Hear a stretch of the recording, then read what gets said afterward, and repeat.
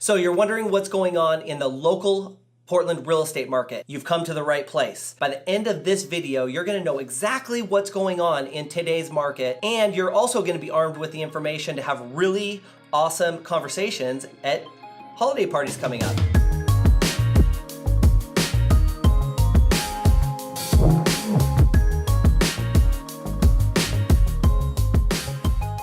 So you've been thinking about buying a home, selling a home, or investing in real estate, or you're just one of those curious souls that's wondering what's going on in the local real estate market. I'm seeing a lot of really mixed messages. So by the end of this video, let's cut through all of the clutter and let's give you the nitty-gritty what's going on in the local real estate market. That way, you are armed with the information that you need to make an educated decision, or you can just have great conversations with your friends during the holidays. Want to stay up to date with what's going on in the local real estate market? Well, we post these market updates on a regular basis, so all you need to do is hit that subscribe button down below.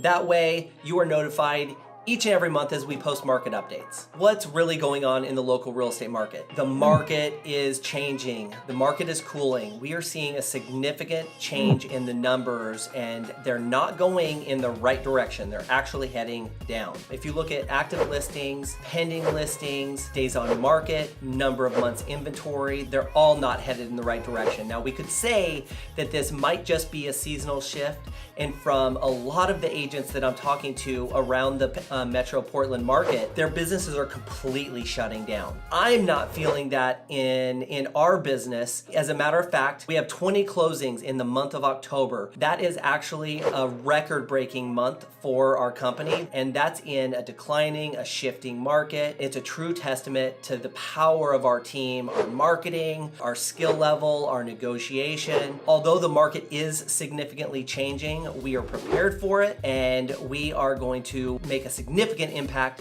in our buyers and sellers' overall process of buying or selling a home. So what does that really mean to you? That means that expectations are changing. Sellers' expectations are still at a level where appreciation is really high, because we've seen a really great appreciation over the past 7-8 years, between 8 to 11%. That is not going to be the case in the upcoming year. We're probably going to be looking at a more conservative 4%. There's a gap there. So if appreciation is going to be 4% and the seller's expectation is 11%, we're going to have some really challenging conversations regarding what is really going on in the market, because what we're seeing is increase in price reductions. So that means that agents and sellers are overpricing their properties for the current market. And what happens then is that you have to chase the market down over 30, 60, 90 days. And in the end, sellers are actually going to net less than they would have if they would have just bitten the bullet, priced it appropriately for the market, and we're going to actually talk about that a little bit more in a minute as well. So we need to shrink those expectations and really help educate and lead sellers to understand what's going on in the local market to put them in the best position to accomplish their goals. So on the flip side, let's talk about buyers' expectations. If sellers' expectations are that the market's still appreciating, they can get top dollar for the sale of their home, buyers are really fearful right now that they're going to overpay for properties. They're hearing in the national and the local markets that the market is changing, and that's catching up with them. So buyers are fearful. They're taking more time to make a decision, and once they're under contract, they're really pushing back against sellers and not accepting some of the things that they may have in the past during the inspection period. So what that's leading to an increased amount of cancellations. So they get under contract, the fear really kicks in, and they feel like they're just really not making the right decision. They're overpaying, too many repairs to do. Once they've purchased a home, they're gonna have to put more money into it. That fear is kicking in, and they are canceling those transactions. We are feeling that. Let's talk about interest rates for just a quick second. It was probably a couple months ago, I was talking to our preferred lender, and he said, Andy, interest rates just hit a 7-year high. So that is a 7-year high. That's scary. although interest rates are still awesome. My first home purchase was at 7.25. Today, they're probably hovering around 4.5, right around there, so significantly lower than when I first purchased my first home in 1999. But nonetheless, the perception of interest rates and the purchasing power that buyers have is decreasing today. So that was a couple months ago. And then about 2 weeks ago, I talked with another lender and he said, Andy, interest rates just hit a 9-year high. So we went from a 7-year high to a 9-year high in interest rates. That affects the purchasing power of buyers. Let's talk about that in more detail in another video, but just know that interest rates are rising. There's no sign that they're gonna start decreasing anytime in the near future.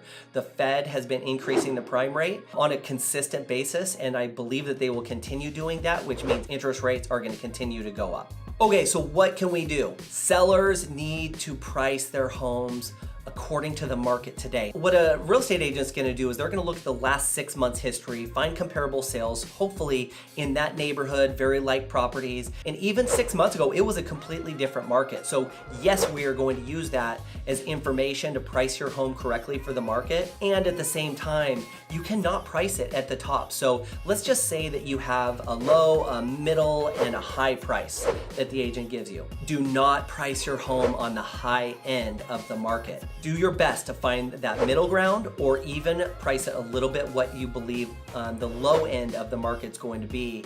What that's going to do is it's going to sell the home faster. You're going to have more eyeballs, you're going to have more interest, and you're going to increase the likelihood that you're going to get multiple offers, which we're seeing very few of these days. It is happening, but it's much fewer and far between.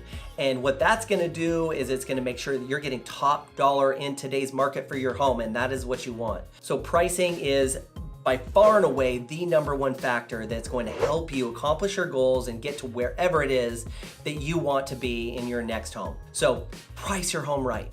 And for you buyers out there, what you need to do is you need to just find your dream home and let your agent do their job. Negotiate the best offer, get the best terms possible, get it under contract, do the best job that you can to come to an agreement on any and all repairs, and move into your dream home. So don't overthink the market, get the best deal that you possibly can in today's environment, and move. Don't overthink it. I hope that you guys got the information that you need and you're armed now to make an educated decision for you, your family, anybody that you're talking to about real estate. Okay, so what do you do from here? There are 2 things that you can do. #1 is if you're just curious of what your home's current market value is, we have a super quick and easy home search tool. All you have to do is go to sellmyportlandhome.com, and we'll include a link down below, so just click on that.